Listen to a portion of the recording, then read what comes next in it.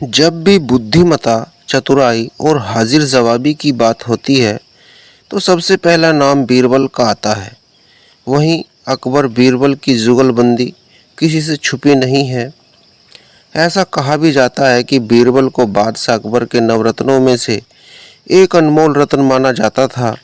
अकबर बीरबल से जुड़ी ऐसी कई कहानियां हैं जो हर किसी को गुदगुदाती है, साथ ही एक खास सीख भी दे जाती है। अकबर बीरबल की कहानियां हमेशा से सभी के लिए प्रेरणादायक रही हैं। बीरबल ने अपनी चतुराई और बुद्धिमत्ता से कई बार बादशाह अकबर के दरबार में आए पेचीदा मामलों को सुलझाया। साथ ही बादशाह अकबर की ओर से दी गई चुनौतियों को सहर्ष स्वीकार कर उनका हल निकाला।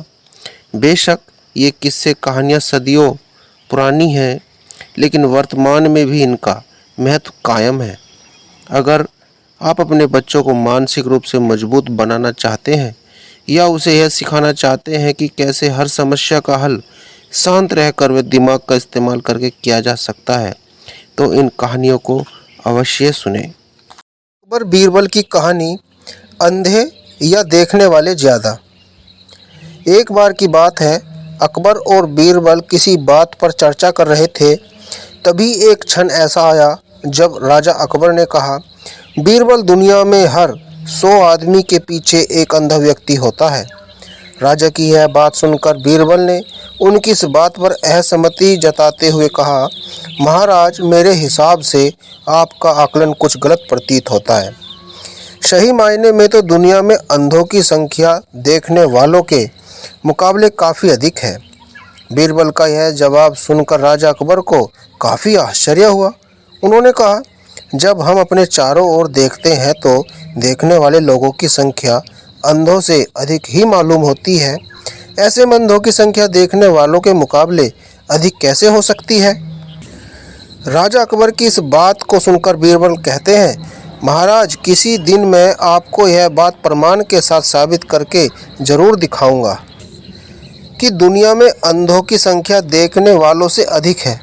बीरबल के जवाब पर राजा अकबर कहते हैं, ठीक है, प्रमाण के साथ इस बात को अगर तुम साबित कर पाओगे तो मैं भी इस बात को जरूर स्वीकार करूंगा।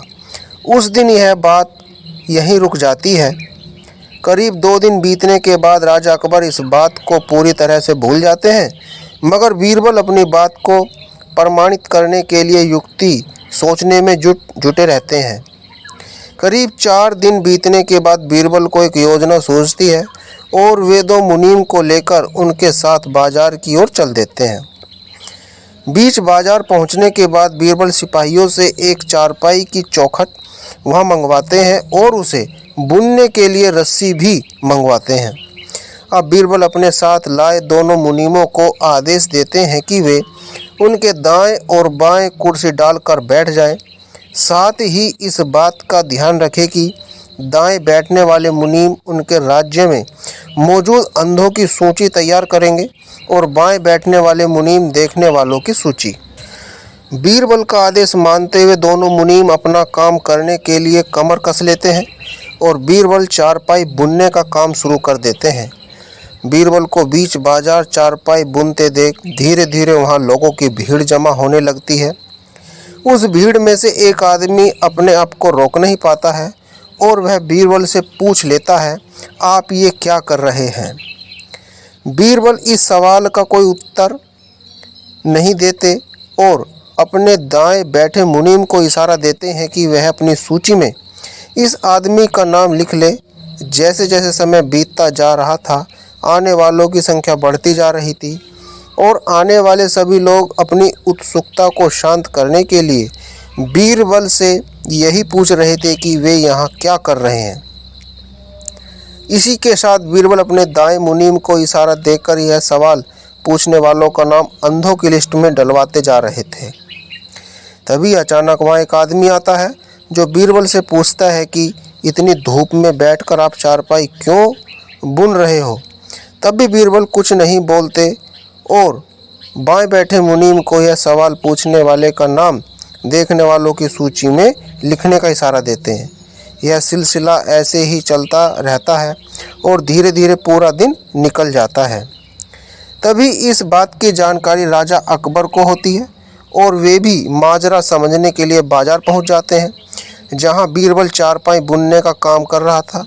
राजा भी बीरबल से यह सब करने के पीछे की वजह जानना चाहते हैं, इसलिए वह बीरबल से सवाल करते हैं कि बीरबल, यह तुम क्या कर रहे हो?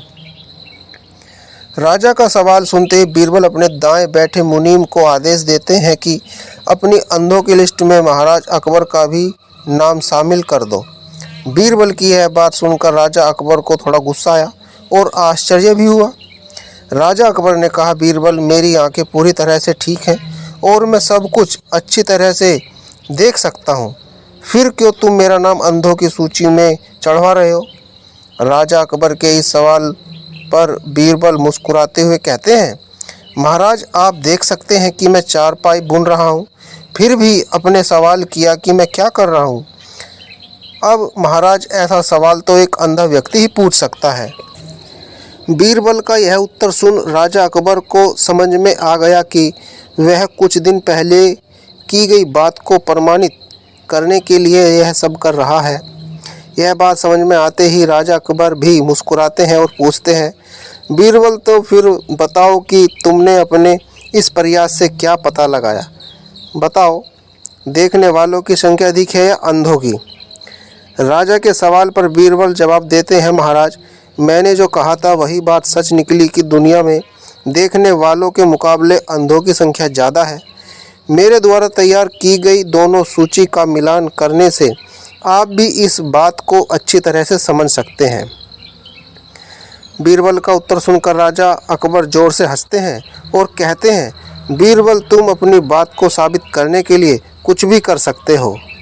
दोस्तों, इस कहानी से सीख मिलती है कि दिखाई देने के बाद भी मूर्खतापूर्ण सवाल करने वाला व्यक्ति किसी अंधे के समान ही होता है।